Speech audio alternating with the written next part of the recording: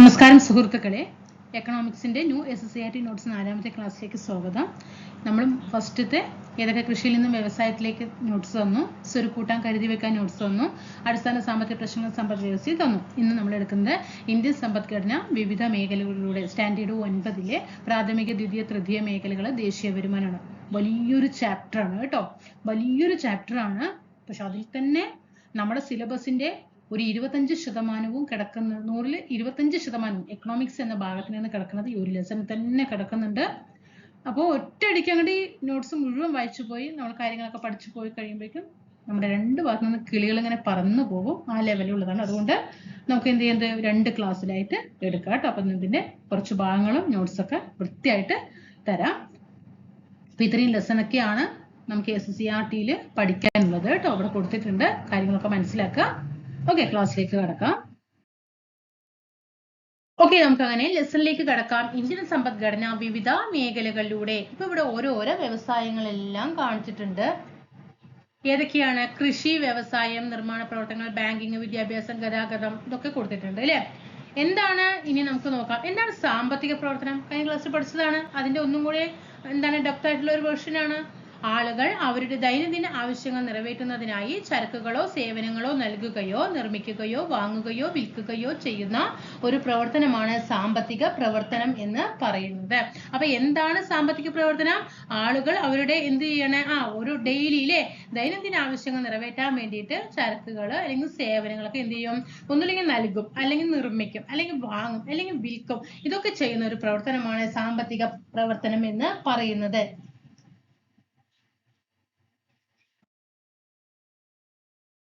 ഇനി ഒരു സമ്പദ് വ്യവസ്ഥയിൽ നടക്കുന്ന സാമ്പത്തിക പ്രവർത്തനങ്ങൾ ഏതൊക്കെയാണ്?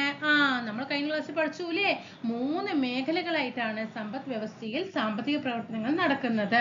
അത് ഏതൊക്കെ മേഖലകളാണ് നമ്മൾ പറഞ്ഞത്? പഠിച്ചവർക്ക് ഇത് നല്ല റിവിഷൻ ആണ്. ക്ലാസ് കണ്ടു വന്നവർക്ക് ഇത് വീണ്ടും ഒന്നും കൂടി എന്താണ്, റിവിഷൻ ആണ്, എക്സ്ട്രാ പോയിന്റുകളുമാണ്. ക്ലാസ് സ്റ്റാൻഡേർഡ് കൂടുന്നതിനനുസരിച്ച് പോയിന്റും കൂടും അല്ലേ. അപ്പൊ ഇവിടെ പ്രാഥമിക മേഖലയും ദ്വിതീയ മേഖലയും തൃതീയ മേഖലയുമാണ് 3 മേഖലകൾ എന്ന് പറയുന്നത്. കൃഷിയുമായി ബന്ധപ്പെട്ട ഏതാണ്? പ്രാഥമിക മേഖല അല്ലെ. കൃഷിയുമായി ബന്ധപ്പെട്ട് പ്രാഥമിക മേഖല, വ്യവസായം, നിർമ്മാണ പ്രവർത്തനങ്ങൾ തുടങ്ങിയവുമായി ബന്ധപ്പെട്ട് ദ്വിതീയ മേഖല, കാർഷിക മേഖല, വ്യവസായ മേഖല, സേവന മേഖല എന്നിങ്ങനെ 3 മേഖലകളായിട്ട് നടക്കുന്ന സാമ്പത്തിക പ്രവർത്തനങ്ങളെ സമ്പദ്ഘടനയിലെ 3 മേഖലകളിലായിട്ടാണ് ഉൾപ്പെടുത്തിയിരിക്കുന്നത്. ഓക്കെ, അപ്പൊ പ്രാഥമിക മേഖല അറിയപ്പെടുന്നത് ഏത് പേരിലാണ്? കാർഷിക മേഖല എന്നതിലാണ്. ദ്വിതീയ മേഖല അറിയപ്പെടുന്നത് വ്യവസായ മേഖലയാണ്. തൃതീയ മേഖല അറിയപ്പെടുന്നത് സേവന മേഖല എന്നാണ്. ഒരുപാട് പ്രാവശ്യം പ്രീവിയസ് ചോദ്യങ്ങൾ ചോദിച്ച മേഖലയാണ് ഇത്. ഇത്രയും കാര്യങ്ങൾ പഠിച്ചോ. അപ്പൊ നമ്മുടെ ഇന്ത്യൻ സമ്പദ് വ്യവസ്ഥയില് നടക്കുന്ന സാമ്പത്തിക പ്രവർത്തനങ്ങൾ 3 മേഖലകളിലായിട്ടാണ് സാമ്പത്തിക പ്രവർത്തനങ്ങൾ നടക്കുന്നത്. പ്രാഥമിക മേഖല, ദ്വിതീയ മേഖല, തൃതീയ മേഖല. ഓക്കെ ആണോ? ഇത് ഇത്രയും കാര്യങ്ങൾ മനസ്സിലായോ? അപ്പൊ പ്രാഥമിക മേഖല അറിയപ്പെടുന്ന മറ്റൊരു പേരാണ് കാർഷിക മേഖല. ദ്വിതീയ മേഖല അറിയപ്പെടുന്ന മറ്റൊരു പേരാണ് വ്യവസായ മേഖല. തൃതീയ മേഖല അറിയപ്പെടുന്ന മറ്റൊരു പേരാണ് സേവന മേഖല. ഓക്കെ, ഇതിന്റെ ഉദാഹരണങ്ങൾ സഹിതം നമുക്ക് പഠിക്കാം. കാർഷിക മേഖല അല്ലെങ്കിൽ പ്രാഥമിക മേഖല എന്നറിയപ്പെടാൻ കാരണം എന്താണ്? കാർഷിക മേഖല പ്രാഥമിക മേഖല എന്നറിയപ്പെടാൻ കാരണം പ്രകൃതി വിഭവങ്ങളെ നേരിട്ട് ഉപയോഗപ്പെടുത്തി ഉൽപാദന പ്രവർത്തനങ്ങൾ നടക്കുന്നത് കൊണ്ടും മനുഷ്യന്റെ നിലനിൽപ്പിന് ഈ ഉൽപാദന പ്രവർത്തനങ്ങൾ അനിവാര്യമായത് കൊണ്ടുമാണ് കാർഷിക മേഖല പ്രാഥമിക മേഖല എന്ന് അറിയപ്പെടുന്നത്. അപ്പോൾ നമ്മൾ കഴിഞ്ഞ ക്ലാസ്സിൽ പഠിച്ചു, കാർഷിക മേഖല അല്ലെങ്കിൽ പ്രാഥമിക മേഖല എന്ന് പറയുന്നത് എന്താണ്? ഇവിടെ പോയിന്റ് ശ്രദ്ധിക്കണേ. പ്രകൃതി വിഭവങ്ങളെ നേരിട്ട് ഉപയോഗപ്പെടുത്തി ഉൽപാദന പ്രവർത്തനങ്ങൾ നടത്തുന്നത് കൊണ്ടാണ്. പ്രകൃതി വിഭവങ്ങളെ നേരിട്ട് ഉപയോഗപ്പെടുത്തിയിട്ട് ഉൽപാദന പ്രവർത്തനങ്ങൾ നടത്തുന്നത് കൊണ്ടാണ് ഇതിനെ പ്രാഥമിക മേഖലയെ കാർഷിക മേഖല എന്ന് അറിയപ്പെടാൻ കാരണം.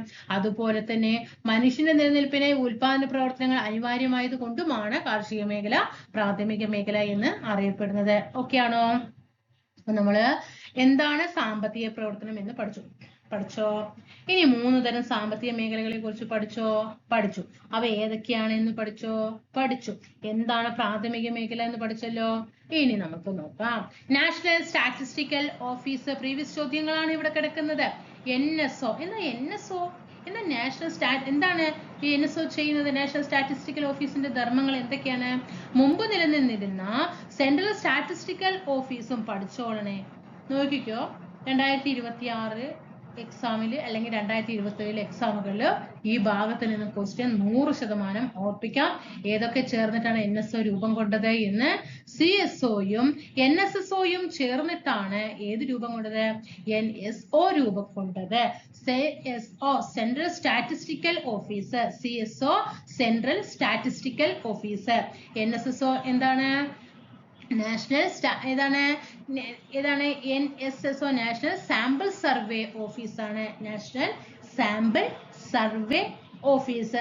ഏത് വർഷമാണ് രൂപം കൊണ്ടത്? 2019 കേട്ടോ. ചേർന്നിട്ട് 2019 രൂപീകൃതമായതാണ് ഏത്? NSO എന്ന് പറയുന്നത്. NSO രൂപീകൃതമായ വർഷം 2019. NSO രൂപീകൃതമായ വർഷം 2019. NSO രൂപീകൃതമായ വർഷം 2019. മനസ്സിലായോ?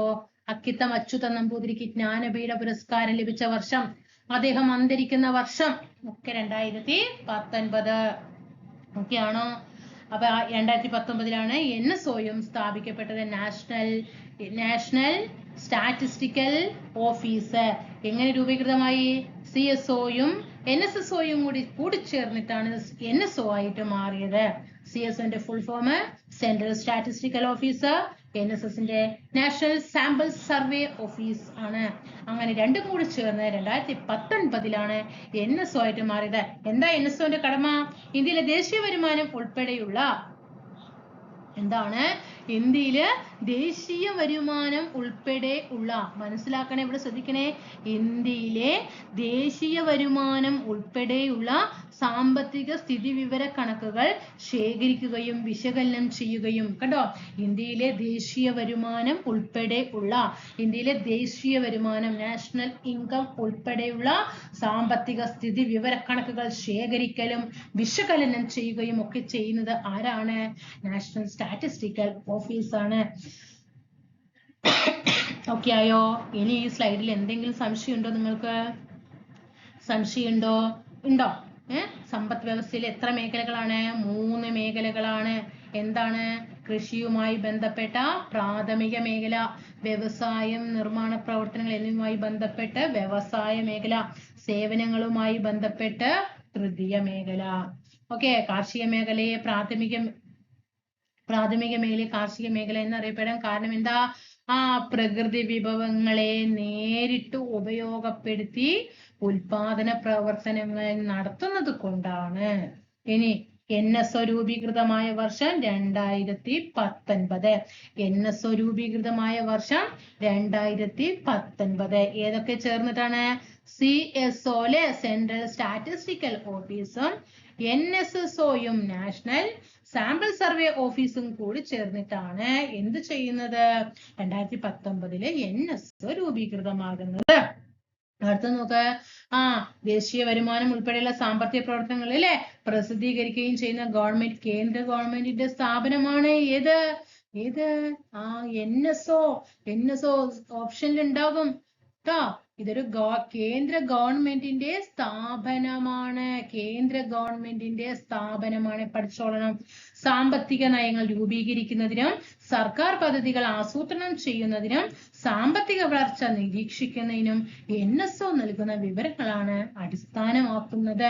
അപ്പൊ നമ്മുടെ രാജ്യത്ത് ഒരു സാമ്പത്തിക നയങ്ങൾ രൂപീകരിക്കാനും സർക്കാരിന്റെ പദ്ധതികളെ ആസൂത്രണം ചെയ്യുന്നതിനും സാമ്പത്തിക വളർച്ച നിരീക്ഷിക്കുന്നതിനും NSO നൽകുന്ന, നാഷണൽ സ്റ്റാറ്റിസ്റ്റിക്കൽ ഓഫീസ് നൽകുന്ന വിവരങ്ങൾ അടിസ്ഥാനമാക്കിയിട്ടാണ്. രൂപീകൃതമായ വർഷം 2019. മറക്കരുത്. ഏതാണ്? NSO രൂപീകൃതമായ വർഷം 2019. മറക്കോ? ഇല്ല. ഇനി നമ്മൾ നേരത്തെ പഠിച്ചു നിർത്തി അല്ലേ? എന്താ നമ്മൾ നേരത്തെ പഠിച്ചു നിർത്തിയത്? പ്രാഥമിക മേഖലയെ കാർഷിക മേഖല എന്നറിയപ്പെടാൻ കാരണം എന്താണ് എന്ന് പറഞ്ഞു അല്ലേ? ഇനി ഈ പ്രാഥമിക മേഖലയുടെ മുഖ്യ സവിശേഷതകൾ എന്തൊക്കെയാണ്?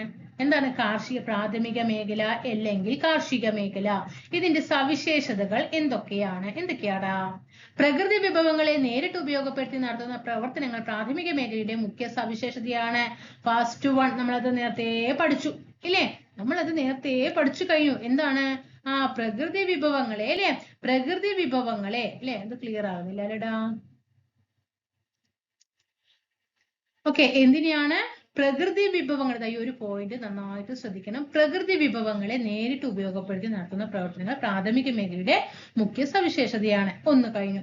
ഇനി പ്രകൃതി വിഭവങ്ങളെ ആശ്രയിച്ചിട്ടുള്ള കൃഷി, കന്നുകാലി വളർത്തൽ, മത്സ്യബന്ധനം, പിന്നെ ഏതാ നമ്മൾ കഴിഞ്ഞ ക്ലാസ്സിൽ പറഞ്ഞ ഖനനം അല്ലെ?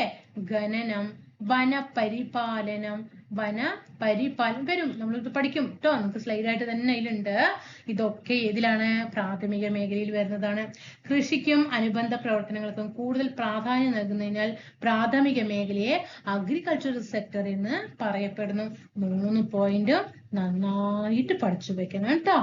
ഇനി ഇന്ത്യയുടെ സാമ്പത്തിക സ്ഥിതി വിവര കണക്കുകൾ തയ്യാറാക്കുന്ന ഏജൻസി ഏതാണ്? ഇപ്പൊ നമ്മൾ പഠിച്ചേ ഉള്ളൂ. ഇന്ത്യയുടെ സാമ്പത്തിക സ്ഥിതി വിവര കണക്കുകൾ തയ്യാറാക്കുന്ന ഏജൻസി നാഷണൽ സ്റ്റാറ്റിസ്റ്റിക്കൽ ഓഫീസ് ആണ്. NSO ആണ്. രൂപീകൃതമായ വർഷം 2019. റിപ്പീറ്റേഷൻ പറയുന്നത് മനസ്സിലൊന്ന് തറയട്ടെ എന്ന് പറഞ്ഞിട്ടാണ് കേട്ടോ. NSO രൂപീകൃതമായത് എങ്ങനെയാ? CSOയും NSSOയും കൂടി ചേർന്നിട്ടാണ് 2019 NSO രൂപം കൊണ്ടത്. NSO എന്താ? കേന്ദ്ര ഗവൺമെന്റിന്റെ ഒരു സ്ഥാപനമാണ്. സാമ്പത്തിക നയങ്ങൾ രൂപീകരിക്കുക, സർക്കാരിന്റെ പദ്ധതികൾ ആസൂത്രണം ചെയ്യുക, സാമ്പത്തിക വളർച്ച നിരീക്ഷിക്കുക. ഇതൊക്കെ എങ്ങനെയാണ്? NSO നൽകുന്ന വിവരങ്ങളെ അടിസ്ഥാനമാക്കിയിട്ടാണ്. ഇനി സമ്പദ്ഘടനയിലെ പ്രധാനപ്പെട്ട സാമ്പത്തിക പ്രവർത്തനങ്ങൾ ഏതെല്ലാമാണ് നോക്കാം. ഹോട്ടലുകൾ, റെസ്റ്റോറന്റുകൾ അല്ലെ? വിദ്യാഭ്യാസം, ബാങ്കിങ്, ഇൻഷുറൻസ്, കന്നുകാലി വളർത്തൽ, കൃഷിയും അനുബന്ധ പ്രവർത്തനങ്ങളും, റിയൽ എസ്റ്റേറ്റ്, നിർമ്മാണ പ്രവർത്തനങ്ങൾ, ആരോഗ്യം, വ്യവസായം, ജലവിതരണം, വനം. ഇതൊക്കെ എന്താണ്? സാമ്പത്തിക പ്രവർത്തനങ്ങളാണല്ലേ. ഇതുവഴിയൊക്കെ എന്താണ്? പണമിടപാടുകൾ നടക്കുന്നുണ്ട്. ഇനി ഓക്കെ, പ്രാഥമിക മേഖല അവിടെ ഓക്കെ ആയോ? പ്രാഥമിക മേഖല ഓക്കെ ആയോ? പ്രാഥമിക മേഖല ഓക്കെ ആയോ? കാർഷിക മേഖല ഓക്കെ ആയോ? ഓക്കെ ഇല്ലേ? ഇനി നമുക്ക് അടുത്ത രണ്ടാമത്തെ മേഖലയിലേക്ക് കിടക്കാം. ദ്വിതീയ മേഖല, സെക്കൻഡറി സെക്ടർ പഠിച്ചോളണം.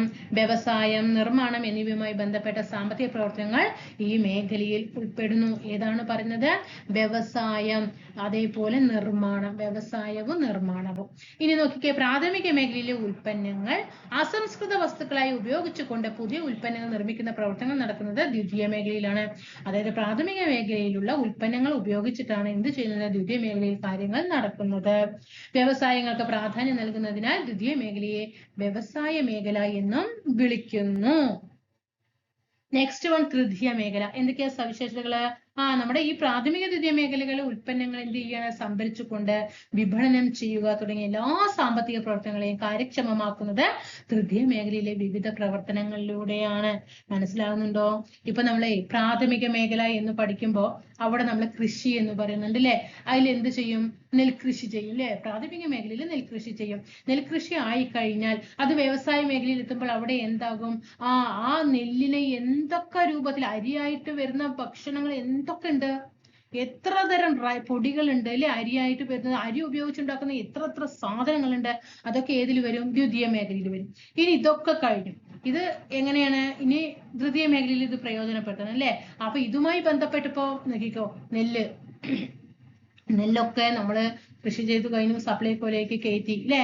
സപ്ലൈകോയിലേക്ക് എല്ലാം കഴിഞ്ഞു, അല്ലെങ്കിൽ മില്ലുകളിലേക്ക് ഒന്നായിട്ട് കൊടുത്തു, അങ്ങനെ കഴിഞ്ഞു. കഴിഞ്ഞു കഴിഞ്ഞാൽ ഈ പൈസ തിരിച്ച് കർഷകന് എത്തണ്ടേ? അത് ഏത് വഴി എത്തുക? തൃതീയ മേഖല വഴിയല്ലേ എത്തുക. അപ്പൊ ഒന്നൊന്നിനോട് ബന്ധപ്പെട്ട് കിടക്കുകയാണ് അല്ലെ? പൈസ എവിടെ എത്തണം? ബാങ്കിൽ എത്തണം. അപ്പൊ അവിടെ സേവന മേഖല ഏതാണ്? തൃതീയ മേഖലയാണ്. മനസ്സിലായോ? അങ്ങനെ എല്ലാ സാമ്പത്തിക പ്രവർത്തനങ്ങളെയും കാര്യക്ഷമമാക്കുന്നത് തൃതീയ മേഖലയിലെ വിവിധ പ്രവർത്തനങ്ങളിലൂടെയാണ്. ഇനി നോക്ക്, ആരോഗ്യം അല്ലെ? ആരോഗ്യം എന്താണ്? ആരോഗ്യം, വിദ്യാഭ്യാസം തുടങ്ങിയ വിവിധ സേവന പ്രവർത്തനങ്ങൾ ഉറപ്പുവരുത്തുന്നത് തൃതീയ മേഖലയിലാണ്. ശ്രദ്ധിക്കണം കേട്ടോ. ആരോഗ്യം, വിദ്യാഭ്യാസം. ഇനി അതിനാൽ തൃതീയ മേഖല സർവീസ് സെക്ടർ എന്ന് പറയപ്പെടുന്നു. ഇവിടെ കൊടുത്തിട്ടുണ്ട്. നന്നായിട്ട് നല്ലവണ്ണം ഈ ഭാഗങ്ങൾ പഠിച്ചോളണം കേട്ടോ. പ്രാഥമിക മേഖല, ദ്വിതീയ മേഖല, തൃതീയ മേഖലയിൽ വരുന്ന കാര്യങ്ങൾ എന്തൊക്കെയാണ്? കൃഷിയും അനുബന്ധ പ്രവർത്തനങ്ങളും, വനപരിപാലനം, മത്സ്യബന്ധനം, ഖനനം, കന്നുകാലി വളർത്തൽ, പാറ പൊട്ടിക്കൽ. ശ്രദ്ധിക്കണം, പാറ പൊട്ടിക്കൽ പ്രാഥമിക മേഖലയിൽ വരുന്നതാണ്. ഇനി ദ്വിതീയ മേഖലയിൽ എന്തൊക്കെയാ വരുന്നത്? വ്യവസായം, വൈദ്യുതി, ഗ്യാസ്, ജലവിതരണം, നിർമ്മാണ പ്രവർത്തനങ്ങൾ ഒക്കെ ദ്വിതീയ മേഖലയിൽ വരുന്നു. ഇനി നമുക്കിനി തൃതീയ മേഖലയിൽ വരുന്ന കാര്യങ്ങൾ: വ്യാപാരം, വാണിജ്യം, ഹോട്ടലുകളും റെസ്റ്റോറന്റുകളും, ഗതാഗതം, വാർത്താവിനിമയം, സംഭരണം, ബാങ്കിങ്, ഇൻഷുറൻസ്, റിയൽ എസ്റ്റേറ്റ്, സാമൂഹ്യ പ്രവർത്തനങ്ങൾ, വിദ്യാഭ്യാസം, ആരോഗ്യം. ഇതൊക്കെ ഏതിൽ വരും? തൃതീയ മേഖലയിൽ വരും. ഓക്കെ. ഇനി എല്ലാ മേഖലകളുടെയും പരസ്പര ആശ്രയത്തിലാണ് ഉൽപാദന പ്രക്രിയ പൂർത്തിയാകുന്നത്. കണ്ടോ, പ്രാഥമിക മേഖല വരും, ദ്വിതീയ മേഖലയിൽ എത്തും, ദ്വിതീയ മേഖല തൃതീയ മേഖലയിൽ എത്തും, തൃതീയ മേഖല വീണ്ടും പ്രാഥമിക മേഖല. കണ്ടോ, ഇതങ്ങനെ ഒരു കണ്ണി പോലെ എന്ത് ചെയ്യാണ്? ബന്ധപ്പെട്ട് കിടക്കുകയാണ്. ഇവിടെ മനസ്സിലായോ? ഇവിടെ അസംസ്കൃത വസ്തുക്കൾ, ഭക്ഷ്യവസ്തുക്കൾ കൊടുത്തിട്ടുണ്ട്. പിന്നെ അതങ്ങനെ എന്തായിട്ട് മാറുകയാണ്? വ്യവസായത്തിലേക്ക് മാറുമ്പോൾ അതിന്റെ മറ്റൊരു രൂപമായി മാറും. അതിലേക്ക് വരുന്ന കാര്യങ്ങളൊക്കെ ഇവിടെ ബാക്കിയുള്ള മേഖലയൊക്കെ തൃതീയ മേഖലയിൽ നടക്കും. ഇത്രയും കാര്യങ്ങളാണ് നടക്കുന്നത്. അങ്ങനെ ഇന്ത്യൻ സമ്പദ് വ്യവസ്ഥിതിയില് പ്രാഥമിക മേഖലയും ദ്വിതീയ മേഖലയും തൃതീയ മേഖലയും പരസ്പരം ബന്ധപ്പെട്ടു കിടക്കുന്നു. അതോടെ മനസ്സിലാക്കി വെക്കുക. ഇനി പ്രാഥമിക മേഖലയിൽ നിന്നും ഏതെല്ലാം മേഖലകളിലേക്കാണ് സഹായം ലഭിക്കുന്നത്? നോക്കിക്കേ, പ്രാഥമിക മേഖലയിൽ നിന്നും ദ്വിതീയ മേഖലയിലേക്കും തൃതീയ മേഖലയിലേക്കും സഹായം ലഭിക്കുന്നു. ദ്വിതീയ മേഖലയിലെ വ്യവസായ ഉൽപ്പന്നങ്ങളുടെ നിർമ്മാണത്തിന് ആവശ്യമായ അസംസ്കൃത വസ്തുക്കൾ ഉൽപ്പാദിപ്പിച്ചു നൽകുന്നു. ഏതാണ്? കാർഷിക മേഖലയാണ്. ഉദാഹരണത്തിന് പഠിക്കുകയാണെങ്കിൽ നോക്കിക്കേ, കാർഷിക ഉൽപ്പന്നങ്ങളായ പരുത്തി, കരിമ്പ്, മുള തുടങ്ങിയവ യഥാക്രമം എന്താണ്? പരുത്തിയിലെ പരുത്തി തുണിയാ. പരുത്തി എന്തായി മാറും? വ്യവസായ മേഖലയിൽ എത്തുമ്പോൾ അത് തുണിയായിട്ട് മാറും. ഇനി ഒരു കരിമ്പ് കൃഷി ചെയ്യുന്ന കർഷകൻ പ്രാഥമിക മേഖലയിലാണ്. ആ കരിമ്പ് പോയിട്ട് വ്യവസായത്തിലൂടെ അത് എന്തായി മാറും? പഞ്ചസാര ദ്വിതീയ മേഖലയിലേക്ക് കടക്കും അല്ലേ? മുള എന്താണ്? മുള പേപ്പർ ഉണ്ടാക്കുന്നത് എങ്ങനെയാ? മുള വഴിയാണ് അല്ലേ? മുള കൃഷി അല്ലെ? മുള വ്യവസായം അത് എന്താകും? അത് വ്യവസായ മേഖലയിൽ എത്തുമ്പോൾ അത് പേപ്പർ നിർമ്മാണമായിട്ട് മാറുന്നു. അതാണ് പറയുന്നത്, പ്രാഥമിക മേഖലയിലെ ഉൽപ്പന്നങ്ങൾ ഉപയോഗിച്ചിട്ടാണ് ദ്വിതീയ മേഖലയിൽ കാര്യങ്ങൾ ചെയ്യുന്നത്. അതുപോലെ കാർഷിക മേഖലയിൽ ഉൽപ്പാദിപ്പിക്കുന്ന ധാന്യങ്ങൾ, പയറുവർഗ്ഗങ്ങൾ, പച്ചക്കറികൾ, പഴവർഗ്ഗങ്ങൾ, മത്സ്യ മാംസാദികൾ എന്നിവ വ്യവസായശാലയിലെ യന്ത്രങ്ങളുടെ സഹായത്തെ നിർമ്മിത ഉൽപ്പന്നങ്ങളായിട്ട് വിപണിയിൽ നമ്മൾ കഴിഞ്ഞ ക്ലാസ്സിൽ ഉദാഹരണ സഹിതങ്ങൾ പഠിച്ചതാണ് അല്ലെ? ഇനി അങ്ങനെ പ്രാഥമിക മേഖലയിൽ നിന്നും വാണിജ്യത്തിനും വിപണനത്തിനും ആവശ്യമായ ഭക്ഷ്യോൽപാദനങ്ങൾ തൃതീയ മേഖലയിലേക്ക് പോകുന്നു. ഇനി പ്രാഥമിക മേഖലയ്ക്ക് മറ്റേതെല്ലാം മേഖലകളിൽ നിന്നും എന്തെല്ലാം സഹായം ലഭിക്കുന്നുണ്ട്? ഇപ്പൊ പ്രാഥമിക മേഖലയിൽ നിന്ന് സഹായം മറ്റുള്ളതിലേക്ക് പോകുന്നത് എങ്ങനെയെന്ന് ചോദിച്ചു. ഇനി പ്രാഥമിക മേഖലയിലേക്ക് ഏതെല്ലാം മേഖലകളിൽ നിന്ന് സഹായം ലഭിക്കും? തിരിച്ചു കിട്ടും ദ്വിതീയ മേഖലയിൽ നിന്നും.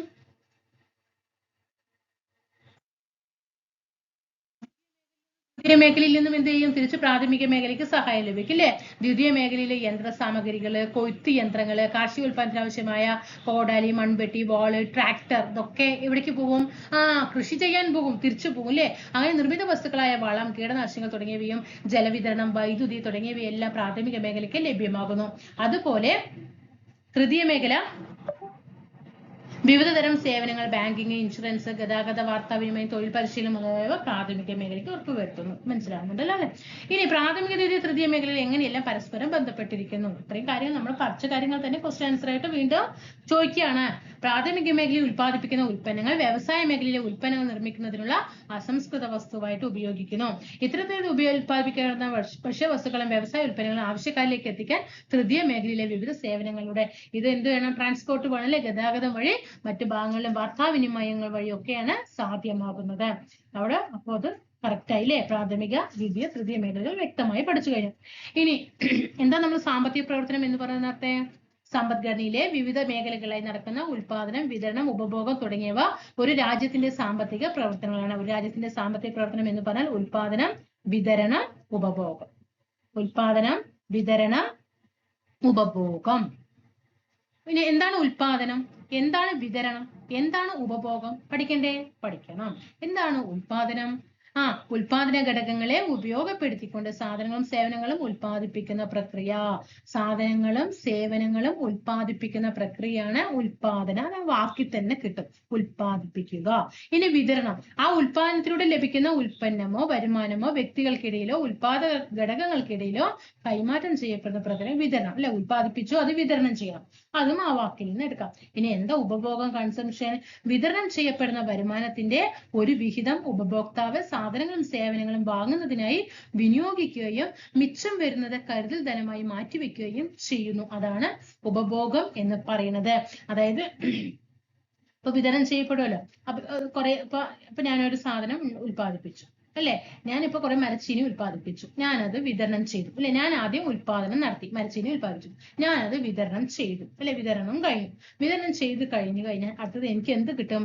അതിൽ നിന്ന് ഒരു വരുമാനത്തിന്റെ വിഹിതം കിട്ടും അല്ലെ. എന്നിട്ട് ഞാൻ എന്ത് ചെയ്യും? എനിക്ക് കുറച്ച് പൈസകൾ കിട്ടി. ഇപ്പൊ ഒരു 50,000 രൂപ കിട്ടി. ആ 50,000 രൂപയിൽ നിന്ന് എനിക്ക് വേറെ വീട്ടു സാധനങ്ങൾക്ക് ആവശ്യമില്ലേ? അപ്പൊ ഞാൻ അതിൽ നിന്ന് കുറെ സാധനങ്ങളൊക്കെ വാങ്ങിച്ചു. 50,000 രൂപയ്ക്ക് പോയി വാങ്ങിക്കോ? ഇല്ല. ബാക്കി വരുന്നതിന് എന്ത് ചെയ്യും? മിച്ചമാക്കി കരുതൽ ധനമാക്കിയിട്ട് നമ്മൾ സേവിങ് ഡെപ്പോസിറ്റ് ചെയ്യും അല്ലെ. അങ്ങനെ അതിനെയാണ് എന്ത് പറയുന്നത്? ഉപഭോഗം എന്ന് പറയുന്നത്. ഓക്കെ, ഇതൊക്കെ നമ്മൾ നേരത്തെ പഠിച്ച കാര്യങ്ങൾ തന്നെയാണ്. പ്രാഥമിക മേഖല, ദ്വിതീയ മേഖല, തൃതീയ മേഖലയിൽ വരുന്ന കാര്യങ്ങൾ നേരത്തെ വരുന്ന അതൊക്കെ പഠിച്ചു കഴിഞ്ഞു. ഇനി ഒരു സമ്പദ് വ്യവസ്ഥ പുരോഗതി കൈവരിക്കുന്നത് എങ്ങനെയാണ് ഒരു സമ്പദ് വ്യവസ്ഥ പുരോഗതി കൈവരിക്കുന്നത്? ഇപ്പൊ നമ്മൾ പറയാറുണ്ട് അല്ലെ, എക്കണോമിയില് എപ്പോഴും സമ്പദ് വ്യവസ്ഥ എന്തായിരിക്കണം? പുരോഗമനം കൈവരിക്കണം അല്ലെ. അതിന് താഴ്ച വന്നു കഴിഞ്ഞാൽ അത് പല ഭാഗങ്ങളിലും അതിനെ ബാധിക്കും, സാധനങ്ങളൊക്കെ വില കൂടും, അങ്ങനെ പല അവസ്ഥകൾ വരും. അപ്പൊ അങ്ങനെ ഒരു സമ്പദ് വ്യവസ്ഥ പുരോഗതി കൈവരിക്കണമെങ്കിൽ സാമ്പത്തിക പ്രവർത്തനങ്ങളായ ഉൽപാദനവും വിതരണവും ഉപഭോഗം എന്നിവ ത്വരിതപ്പെടുത്തുമ്പോഴാണ്. അത് നല്ല രീതിയിൽ പോകണം അല്ലെ. നല്ല രീതിയിൽ ഉൽപാദനം നടക്കണം, അത് നല്ല രീതിയിൽ വിതരണം ചെയ്യണം, അതിന്റെ ഉപഭോഗം കറക്റ്റായ രീതിയിൽ നടക്കണം. ഇതൊക്കെ ചെയ്താൽ മാത്രമേ സമ്പദ് വ്യവസ്ഥ പുരോഗതി കൈവരിക്കൂ.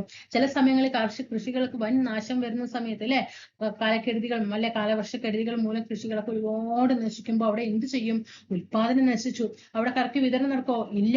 അത് കർഷകനെ വീണ്ടും ബാധിച്ചല്ലേ, അവർക്ക് മിച്ചം വെക്കാൻ പറ്റുന്നുണ്ടോ? പറ്റുന്നില്ല. അപ്പൊ അതൊക്കെ സമ്പദ് വ്യവസ്ഥയെയും ബാധിക്കും. ഇനി കുടുംബത്തിന്റെ വാർഷിക വരുമാനം എങ്ങനെയാണ് കണ്ടെത്തുന്നത്? ഒരു വർഷവും കുടുംബത്തിലെ അംഗങ്ങൾക്ക് വിവിധ മാർഗങ്ങളിലൂടെ, ഇപ്പൊ ശമ്പളം, മറ്റു തൊഴിലുകള്, ആസ്തി, ബാങ്ക് നിക്ഷേപങ്ങൾ, ഇതിലൂടെയൊക്കെ അല്ലെ അങ്ങനെ ലഭിക്കുന്ന മൊത്തം വരുമാനമാണ് ആ കുടുംബത്തിന്റെ വാർഷിക വരുമാനം എന്ന് പറയുന്നത്.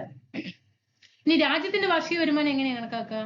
ഒരു രാജ്യത്തിന്റെ വാർഷിക വരുമാനം എങ്ങനെ കണക്കാക്കും? ഒരു രാജ്യത്തിന് വിവിധ സാമ്പത്തിക പ്രവർത്തനങ്ങളിൽ നിന്ന് ലഭിക്കുന്ന ഒരു വർഷത്തെ ആകെ വരുമാനത്തെ ആ രാജ്യത്തിന്റെ, അപ്പൊ ഏതൊക്കെ സാമ്പത്തിക പ്രവർത്തനങ്ങൾ ഇന്ത്യ രാജ്യത്ത് നടക്കുന്നുണ്ടോ ആ രാജ്യത്തിന്റെ എന്ത് ചെയ്യും? വിവിധ സാമ്പത്തിക പ്രവർത്തനങ്ങളിൽ നിന്ന് ലഭിക്കുന്ന ആ വരുമാനത്തെയാണ് രാജ്യത്തിന്റെ വാർഷിക വരുമാനം എന്ന് പറയുന്നത്. ഇനി രാജ്യത്ത് ഒരു സാമ്പത്തിക വർഷം ഉൽപ്പാദിപ്പിക്കുന്ന എല്ലാ അന്തിമ സാധനങ്ങളുടെയും സേവനങ്ങളുടെയും പണമൂല്യമാണ് ആ രാജ്യത്തിന്റെ ദേശീയ വരുമാനം എന്ന് പറയുന്നത്. നന്നായിട്ട് പഠിച്ചോ കേട്ടോ, വെരി ഇമ്പോർട്ടന്റ് ആണ്, നന്നായി പഠിച്ചോ. ഒരു രാജ്യത്ത് ഒരു സാമ്പത്തിക വർഷം, ഞാൻ പറയാ ആ പോയിന്റുകൾ നന്നായിട്ട് ശ്രദ്ധിക്കണം, എങ്കിലേ ദേശീയ വരുമാനം എന്നതിന് കറക്റ്റ് കിട്ടുള്ളൂ. ഒരു സാമ്പത്തിക വർഷം എന്ന് പറഞ്ഞാൽ എപ്പോഴാണ്? നമ്മുടെ ഇന്ത്യ രാജ്യത്ത് ഒരു സാമ്പത്തിക വർഷം എന്ന് പറഞ്ഞാൽ എപ്പോഴാണ്? ഏപ്രിൽ 1 മുതൽ മാർച്ച് 31 വരെ അല്ലെ. ഏപ്രിൽ 1 ടു മാർച്ച് 31 എന്ത് ഒരു സാമ്പത്തിക വർഷം എന്ന് പറയുന്നത്. ഒരു രാജ്യത്തെ ഒരു സാമ്പത്തിക വർഷം, ഈ വാക്കുകൾ വരണം. ഒരു സാമ്പത്തിക വർഷം ഉൽപ്പാദിപ്പിക്കുന്നതാ. ഇവിടെ ഞാൻ അടുത്തൊരു വാക്ക് ശ്രദ്ധിക്കുക. എല്ലാ അന്തിമ സാധനങ്ങളുടെയും സേവനങ്ങളുടെയും എന്താണ് ഇവിടെ? പണമൂല്യം. എന്താണ്? പണമൂല്യമാണ് ആ രാജ്യത്തിന്റെ ദേശീയ വരുമാനം. അവിടെ കൊടുത്തിട്ടുണ്ട് അല്ലെ. ഏപ്രിൽ 1 മുതൽ മാർച്ച് 31 വരെയാണ് സാമ്പത്തിക വർഷമായിട്ട് കണക്കാക്കപ്പെടുന്നത്. ഇനി തെറ്റിക്കോ? ഇവിടെ എന്തൊക്കെ വരണം? ഇവിടെ വാക്കുകൾ എന്തൊക്കെ വരണം അല്ലെ? ഒരു രാജ്യത്തെ ആ ദേശീയ വരുമാനം എന്ന് പറയുമ്പോൾ അതിൽ എന്തൊക്കെ ഉണ്ടാകണം? ഒരു രാജ്യത്തെ എന്നുണ്ടാകണം. ഒരു സാമ്പത്തിക വർഷം എന്നൊരു വാക്ക് വരണം. എന്ന് വരണം. അന്തിമ സാധനങ്ങളുടെയും സേവനങ്ങളുടെയും എന്ന വാക്ക് വരണം. അന്തിമ സാധന സേവനം എന്ന് വരണം. പിന്നെ ഏത് വരണം? പണമൂല്യം എന്ന വാക്കും വരണം അല്ലെ. പണമൂല്യം മനസ്സിലായോ? അപ്പൊ ഒരു രാജ്യത്ത് ഒരു സാമ്പത്തിക വർഷം ഉൽപ്പാദിപ്പിക്കുന്ന എല്ലാ അന്തിമ സാധനങ്ങളുടെയും സേവനങ്ങളുടെയും പണമൂല്യമാണ് ആ രാജ്യത്തിന്റെ ദേശീയ വരുമാനം എന്ന് പറയുന്നത്. ഒരു സാമ്പത്തിക വർഷം എന്ന് പറഞ്ഞാൽ ഏപ്രിൽ 1 മുതൽ മാർച്ച് 31 വരെയാണ് ഒരു സാമ്പത്തിക വർഷം, ഫിനാൻഷ്യൽ ഇയർ എന്ന് പറയുന്നത്. പഠിച്ചോ? ദേശീയ വരുമാനം തെറ്റുമോ? ദേശീയ വരുമാനം എന്ന് പഠിക്കുമ്പോൾ നാഷണൽ ഇൻകം പഠിക്കുന്ന സമയത്ത് അതിൽ എന്തൊക്കെ വാക്കുണ്ടാകണം? ഒരു രാജ്യത്തെ എന്ന വാക്ക് വരണം. പിന്നെ ഒരു സാമ്പത്തിക വർഷം എന്ന വാക്ക് വരണം. പിന്നെ അന്തിമ സാധന സേവനങ്ങൾ എന്നൊരു വാക്ക് വരണം. പണമൂല്യം എന്ന വാക്കും ഉണ്ടാകണം. മനസ്സിലായോ? അന്തിമ സാധനങ്ങളും ഇടനില സാധനങ്ങളും തമ്മിലുള്ള വ്യത്യാസം എന്താണ്? എന്താണ് അന്തിമ സാധനങ്ങളും ഇടനില സാധനങ്ങളും തമ്മിലുള്ള വ്യത്യാസം?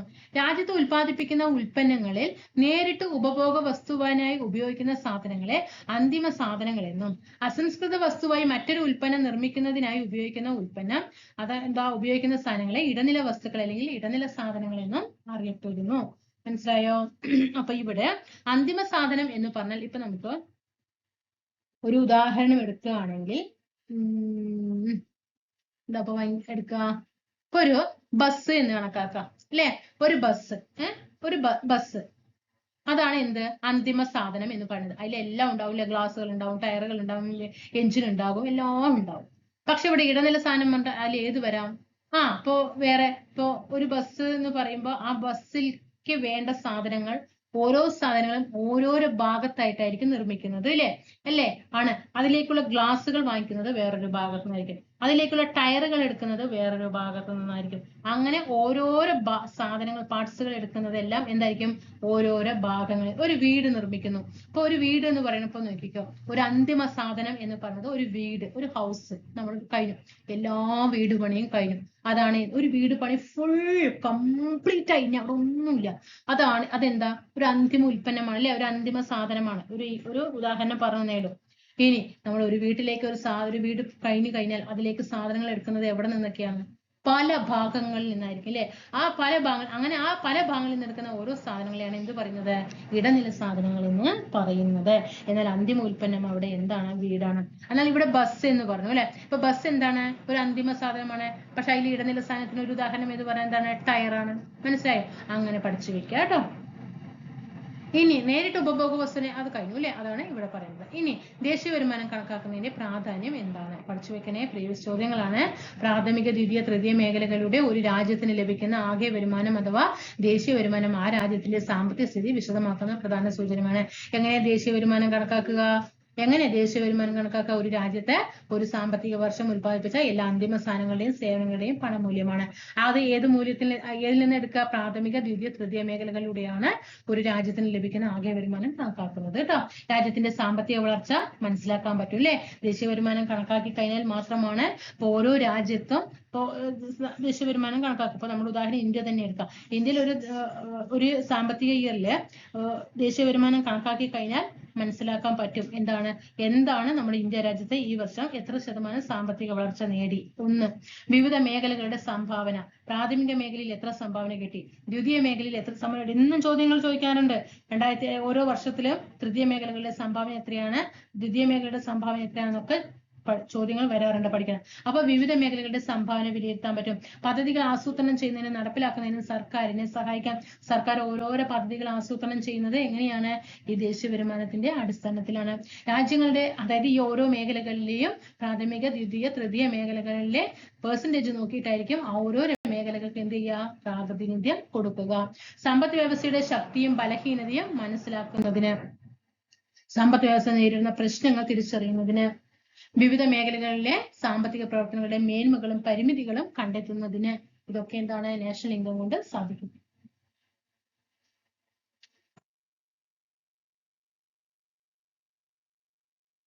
ഇനി ദേശീയ വരുമാനം കണക്കാക്കുന്ന രീതികൾ എങ്ങനെയൊക്കെയാണ്? ദേശീയ വരുമാനം കണക്കാക്കുന്നതിന് ഉൽപാദനം, വരുമാനം, ചെലവാക്കൽ എന്നിവയെ അടിസ്ഥാനമാക്കി ചുവടെ നൽകിയിട്ടുള്ള 3 രീതികൾ അവലംബിക്കാറുണ്ട്. ഉൽപ്പന്ന രീതി, വരുമാന രീതി, ചെലവ് രീതി. പഠിക്കണം കേട്ടോ. ദേശീയ വരുമാനം കണക്കാക്കുന്ന രീതികൾ എങ്ങനെയൊക്കെയാണ്? ഉൽപ്പന്ന രീതി, വരുമാന രീതി, ചെലവ്. വരുമാനവും ഉണ്ട്, ചെലവും ഉണ്ട് കേട്ടോ. വരുമാനവും ഉണ്ട്, ചെലവും ഉണ്ട്. ഉൽപ്പന്ന രീതി, വരുമാന രീതി, ചെലവ് രീതി. ഇനി ഉൽപ്പന്ന രീതിയിലൂടെ ദേശീയ വരുമാനം കണക്കാക്കുന്നത് എങ്ങനെയാണ്? ഒരു സാമ്പത്തിക വർഷത്തിൽ പ്രാഥമിക, ദ്വിതീയ, തൃതീയ മേഖലകളിൽ ഉൽപ്പാദിപ്പിക്കപ്പെടുന്ന സാധനങ്ങളുടെയും സേവനങ്ങളുടെയും മൊത്തം പണമൂല്യത്തെ അടിസ്ഥാനമാക്കിയാണ് ഏത് കണക്കാക്കുക? ഉൽപ്പന്ന രീതി കണക്കാക്കുക. ഇവിടെ അതൊരു പോയിന്റ് നന്നായിട്ട് ശ്രദ്ധിക്കണം. പ്രാഥമിക, ദ്വിതീയ, തൃതീയ മേഖലകളിലെ ഉൽപ്പാദിപ്പിക്കപ്പെടുന്ന സാധനങ്ങളുടെയും സേവനങ്ങളുടെയും മൊത്തം പണമൂല്യത്തെ ഉൽപ്പന്ന രീതി കണക്കാക്കും. വിവിധ മേഖലകളിൽ നിന്ന് ദേശീയ വരുമാനത്തിലേക്കുള്ള സംഭാവന എത്രത്തോളമാണെന്ന് തിരിച്ചറിയുന്നതിനും അതത് മേഖലകൾക്ക് അർഹമായ പ്രാധാന്യം ഉറപ്പുവരുത്തുന്നതിനും ഇത് സഹായകമാകും. ഇനി വരുമാന രീതിയിലൂടെ ദേശീയ വരുമാനം കണക്കാക്കുന്നത് എങ്ങനെയായിരിക്കും? ഒരു സാമ്പത്തിക വർഷത്തിൽ ഉൽപാദന ഘടകങ്ങളായ ഭൂമി, തൊഴിൽ, മൂലധനം, സംഘാടനം എന്നിവയ്ക്ക് ലഭിക്കുന്ന പ്രതിഫലങ്ങളായ പാട്ടം, വേതനം, പലിശ, ലാഭം തുടങ്ങിയവയുടെ പണമൂല്യത്തിന്റെ അടിസ്ഥാനത്തിൽ ദേശീയ വരുമാനം കണക്കാക്കുന്ന രീതിയാണ് ഏത്? വരുമാന രീതി എന്ന് പറയുന്നത്. ഓക്കെ, അപ്പൊ എന്താണ് ഇവിടെ? അപ്പൊ നമ്മൾ 2 രീതികൾ പഠിച്ചു അല്ലെ? നാഷണൽ ഇൻകം കണക്കാക്കുന്നതിന് 3 രീതികൾ ഉണ്ട് എന്ന് പറഞ്ഞു. അതിൽ 1 ഉൽപ്പന്ന രീതി, 2 വരുമാന രീതി, 3 ചെലവ് രീതി എന്ന് പറഞ്ഞു. അതിൽ ഉൽപ്പന്ന രീതി കണക്കാക്കുന്നത് എങ്ങനെയാണ്? പ്രാഥമിക രീതി തൃതീയ മേഖലകളിൽ ഉൽപ്പാദിപ്പിച്ച സാധനങ്ങളുടെയും സേവനങ്ങളുടെയും മൊത്തം പണമൂല്യത്തെ അടിസ്ഥാനമാക്കിയിട്ടാണ് ഉൽപ്പന്ന രീതിയിൽ കണക്കാക്കുന്നത് എങ്കിൽ വരുമാന രീതിയിൽ ഉൽപാദന ഘടകങ്ങളായ മൂലധനം, സംഘാടനം അല്ലെ, ഭൂമി, തൊഴിൽ, മൂലധനം, സംഘാടനം എന്നിവ വഴിക്ക് ലഭിക്കുന്ന കഴിഞ്ഞ ക്ലാസ് നമ്മൾ പഠിച്ചാണ്. അതുകൊണ്ടാണ് ഞാൻ ഇവിടെ ഇത്തിരി ഇതായിട്ട് പോകുന്നത്. ഇതൊക്കെ കഴിഞ്ഞ ക്ലാസ്സിൽ പഠിച്ച കാര്യങ്ങളാണ്. ഭൂമിയുടെ പ്രതിഫലം പാട്ടം, തൊഴിലിന്റെ പ്രതിഫലം വേതനം, മൂലധനത്തിന്റെ പ്രതിഫലം പലിശ, സംഘാടനത്തിൻ്റെത് ലാഭം. ഇതിന്റെ അടിസ്ഥാനത്തിലാണ് ഒരു വരുമാന രീതി കണക്കാക്കുന്നത്. അതായത് ദേശീയ വരുമാനം, നാഷണൽ ഇൻകം എന്ന് പറയുന്നത് ഇവിടെ കൊടുത്തിട്ടുണ്ട് കേട്ടോ. എന്തൊക്കെയാണ്? Rent, wage. ദേശീയ വരുമാനം എന്ന് പറയുമ്പോൾ റെന്റ്, വേജ്, ഇൻട്രസ്റ്റ്, പ്രോഫിറ്റ് കേട്ടോ. RWIF. പാട്ടം, വേതനം, പലിശ, ലാഭം. 3 കിട്ടുന്നുണ്ട്, അവിടെ കൊടുത്തിട്ടുണ്ട് കേട്ടോ. ഇതിന്റെ അടിസ്ഥാനത്തില് രാജ്യത്തിന്റെ ദേശീയ വരുമാനത്തിൽ ഓരോ ഉൽപാദന ഘടകങ്ങൾക്കും ലഭിക്കുന്ന വരുമാനം എത്രത്തോളം എന്ന് മനസ്സിലാക്കാൻ ഈ രീതി നമ്മെ സഹായിക്കുന്നു. വരുമാന രീതിയിലൂടെ കണക്കാക്കാൻ കഴിയുന്നത് മൊത്തം ദേശീയ വരുമാനമാണ്. GNI ആണ് കേട്ടോ. ഗ്രോസ് നാഷണൽ ഇൻകം GNI ആണ് എന്ത് ചെയ്യാൻ പറ്റുക? വരുമാന രീതിയിലൂടെ കണക്കാക്കാൻ പറ്റുന്നത് ഏതാണ്? മൊത്തം ദേശീയ വരുമാനമാണ്. ശ്രദ്ധിച്ചോളണം, ഈ ഒരു പോയിന്റ് നന്നായിട്ട് ശ്രദ്ധിച്ചോ, അല്ലെങ്കിൽ പണിപ്പാളും. വരുമാന രീതിയിലൂടെയാണ് വരുമാന രീതി കേട്ടോ. വരുമാന രീതി ഇവിടെ പഠിച്ചില്ലേ നമ്മൾ? വരുമാന രീതി ഇതിലൂടെയാണ് എന്ത് കണക്കാക്കുക? GNI കേട്ടോ. GNI എന്താ? Gross national income. ഇനി ചെലവ് രീതിയിലൂടെ ദേശീയ വരുമാനം കണക്കാക്കുന്നത് എങ്ങനെ? ഈ ചെലവ് രീതിയിലൂടെ ഒരു സാമ്പത്തിക വർഷത്തിൽ രാജ്യത്തെ വിവിധ സാമ്പത്തിക പ്രവർത്തനങ്ങൾക്കായി വിനിയോഗിക്കുന്ന സാധനങ്ങളുടെയും സേവനങ്ങളുടെയും ആകെ ചെലവിന്റെ അടിസ്ഥാനത്തിൽ ദേശീയ വരുമാനം കണക്കാക്കുന്ന രീതിയാണ് ചെലവ് രീതി. ചെലവ് രീതി സാമ്പത്തിക ശാസ്ത്രത്തിൽ സാധനങ്ങളും സേവനങ്ങളും